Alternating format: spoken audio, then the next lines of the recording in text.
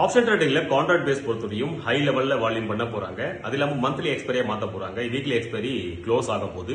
அது ஒரு good news. ஏன் அப்படி குட் நியூஸ் சொல்லும் போது பிரீமியம் டிகே நடக்காது. பிரீமியம் டிகே நடக்காம ஸ்லோவா ஸ்டடியா பண்ணும். ஒரு பேட்டர்ன் உருவாச்சுன்னா அந்த பேட்டர்னை கண்டினியூஷன் பண்ணும். அப்படி இல்லைன்னா ஒரு பிரைசேஷன் உருவாச்சுன்னா ஒரு பிரைசேஷன் பேஸ்ல சூப்பரான ஒரு மூமெண்டம் கிடைக்கும். இந்த மாதிரி இருக்கும். பயப்படாதீங்க. இனிமேல் ஆல் தி பெஸ்ட் ட்ரேடர். இனிமேல் கேம்லிங் பண்றவங்க 0 to 0 பண்றவங்க இனிமேல் எதுவும் பண்ண முடியாது. கம்மியான அமௌண்ட்ல ஆப்ஷன் ட்ரேடிங்குள்ள வரவே முடியாது. இனிமேல் சார் 50,000 வச்சு பண்றேன் 1 லட்சம் வச்சு பண்றேன் அப்படின்னு பண்ணும்போது கண்டிப்பா வரவே முடியாது.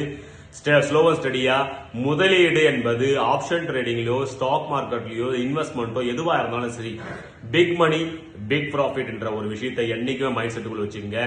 ஸ்மால் மணியை போட்டுட்டு கண்டினியூவா லாஸ் ஆகி ஸ்மால் மணி ஆட் பண்ணிட்டே இருப்பீங்க பார்க்கும்போது இயர்லி எண்ட்ல பிக்கஸ்ட் லாஸ்ல தான் இருப்பீங்க. எத்தனை பேர் இருக்கீங்கன்னு கமெண்ட் பண்ணி சொல்லுங்க ப்ளீஸ். ஏன்னா இதுதான் வாழ்க்கை முறை.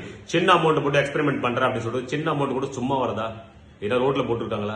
கஷ்டப்பட்ட பைசா தானே. அப்போ சரியான விதத்தை நீங்க உழைங்க, வேலை செய்யுங்க, ஒரு பைசாவை க்ளோஸ் பண்ணுங்க, அதுல இருந்து நீங்க கத்துக்குங்க, கத்துக்கிட்டனால இன்வெஸ்ட்மெண்ட் பண்ணுங்க. இதுதான் best way. All the best trader. இது உங்கள் ட்ரேடிங் வித் ராஜ்.